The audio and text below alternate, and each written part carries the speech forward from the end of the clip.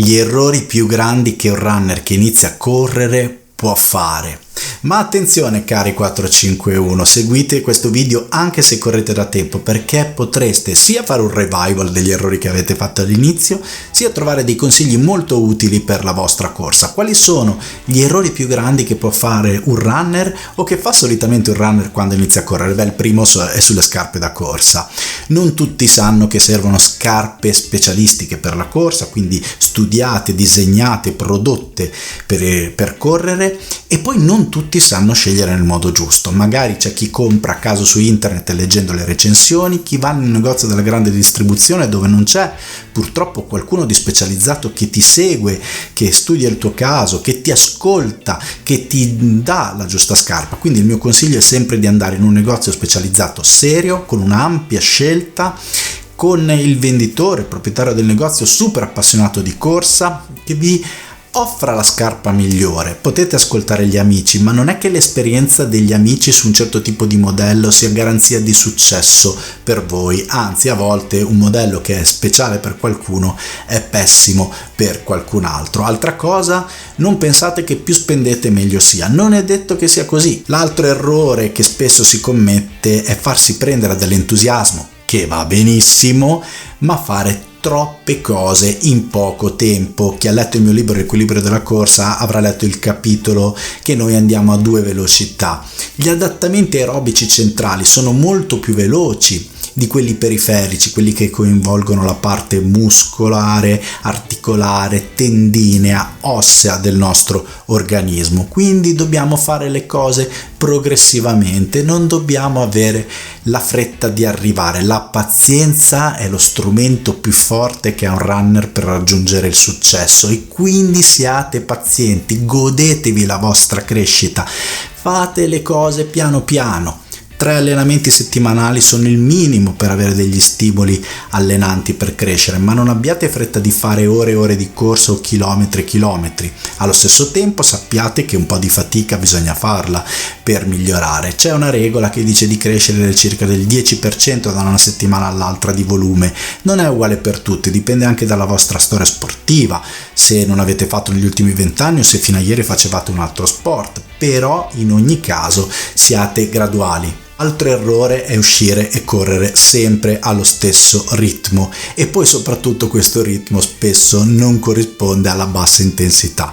Chi inizia a correre dovrebbe dare soprattutto priorità alla bassa intensità, ma inserire anche qualche tipo di stimolo diverso, anche solo gli allunghi a fine della corsa lenta, dei cambi di velocità ogni tanto. Correre sempre allo stesso ritmo all'inizio vi farà migliorare, perché qualsiasi stimolo allenante vi fa migliorare, però poi dopo finirete in un cul-de-sac, non riuscirete più a crescere. Seguire un percorso organico e coerente fatti di stimoli di bassa, media ed alta intensità, con un giusto rapporto dove la bassa intensità ha soprattutto la maggioranza del termine, è la imperatrice del vostro volume settimanale, è fondamentale. E come la riconosco la bassa, la media e alta intensità? Beh, posso utilizzare dei parametri come la frequenza cardiaca, posso stimare facendo dei test il passo da seguire, però molto utile all'inizio sono la percezione dello sforzo. Chi inizia a correre, la bassa intensità deve permettervi di chiacchierare amabilmente, come si dice, ma soprattutto finito l'allenamento dovete essere un po' stanchi, perché per voi è una cosa nuova, ma non dovete sentirvi distrutti. Se vi sentite stanchissimi, o avete fatto troppo o avete fatto troppo a una velocità troppo alta, oppure siete andati semplicemente troppo veloci. Altra cosa importante è tralasciare il riscaldamento. Non lo fate. È vero che prima di una corsa lenta basta attivarsi, correre un po' più lentamente, poi accelerare, ma iniziate da subito a prendere buone abitudini. Esercizi di mobilità articolare sono importanti, vi faranno correre meglio, vi faranno sentire meglio, vi preserveranno dagli infortuni. Prima degli allenamenti più intensi, anche inserire degli allunghi sarà fondamentale. Il riscaldamento è importante, come sarebbe importante anche il defaticamento, non certo alla fine di una corsa lenta, ma di un allenamento un po' impegnativo.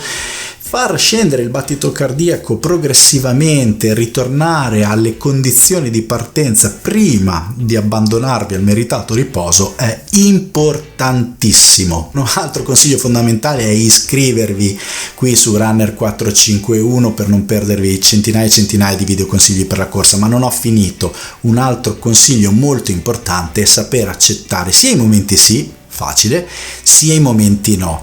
In un percorso di crescita psicofisica organica vedrete che ci saranno momenti in cui dopo poche settimane già vi sentirete molto meglio, vi sarete capaci di fare distanze maggiori, vi sentirete invincibili, e poi dopo un po' potrà capitare un momento di maggiore difficoltà, soprattutto se state facendo un percorso corretto, un percorso dove andate ad aumentare gli stimoli, dove andate ad aumentare un sacco di cose. Quindi in quel caso non dovete mollare, ci sono momenti sì e momenti no, l'equilibrio è fondamentale, entusiasmo sì, depressione no. Cercate di valutare sempre oggettivamente quello che sta succedendo e sappiate accettare i momenti no, perché di momenti no nella corsa ce ne sono tanti, ma passare i momenti no vi darà dei grandissimi momenti sì. Infine, l'ultimo consiglio è sempre legato all'entusiasmo. Non programmate subito una maratona, non c'è scritto da nessuna parte che se un runner non corre 42 km 195 metri non sarà mai un vero runner.